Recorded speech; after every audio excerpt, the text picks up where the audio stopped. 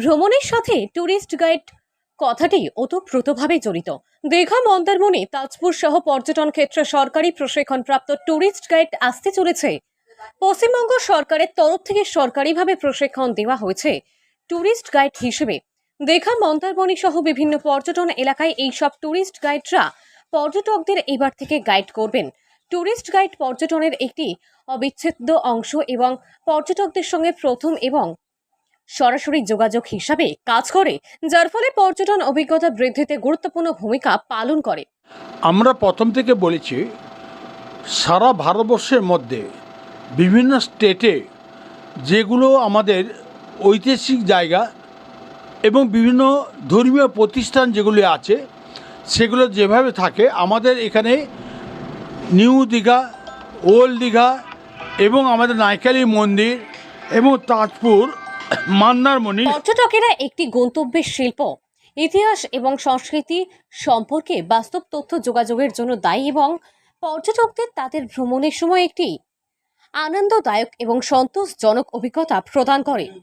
একটি সমৃদ্ধ অভিজ্ঞতা প্রদানে ট্যুরিস্ট গাইডদের ভূমিকাকে স্বীকার করে পশ্চিমবঙ্গ সরকারের পর্যটন বিভাগ। পশ্চিমবঙ্গের ট্যুরিস্ট গাইডদের নির্বাচন, প্রশিক্ষণ এবং সার্টিফিকেশনের জন্য পশ্চিমবঙ্গ ট্যুরিস্ট গাইড সার্টিফিকেশন স্কিমে অনেক পড়ুয়াকে এবার প্রশিক্ষণ দীঘা, মন্দারমণি, তাজপুর সহ উপকূলবর্তী এলাকায় ট্যুরিস্ট গাইড হিসেবে ট্রেনিং প্রাপ্ত হয়েছেন অনেকেই।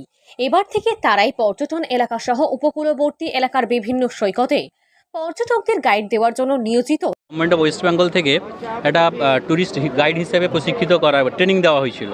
ওই ট্রেনিংটা শেষ হওয়ার পরে সার্টিফিকেট প্রদান করা হয়েছে। এবার প্রশাসন থেকে জানাতে চাইছেন যে আপনারা কাজে নামুন। কিছুদিনের মধ্যেই নির্দিষ্ট নিয়ম নীতির মধ্যেই তারা কাজে নামতে চলেছে।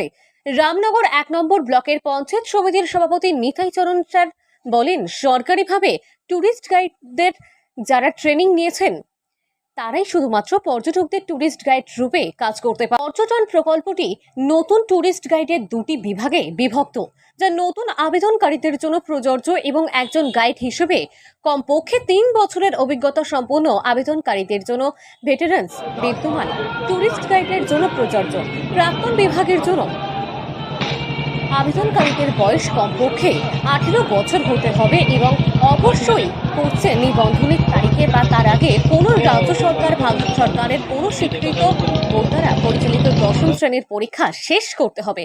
একজন উচ্চাকাঙ্ক্ষী প্রার্থী হিসাবে একজনকে অবশ্যই উৎসাহী হতে হবে এবং গন্তব্য বা পণ্য সম্পর্কে জ্ঞানীর পাশাপাশি ভালো ব্যাখ্যা, উপস্থাপনা এবং সম্পাদনের দক্ষতা থাকতে হবে।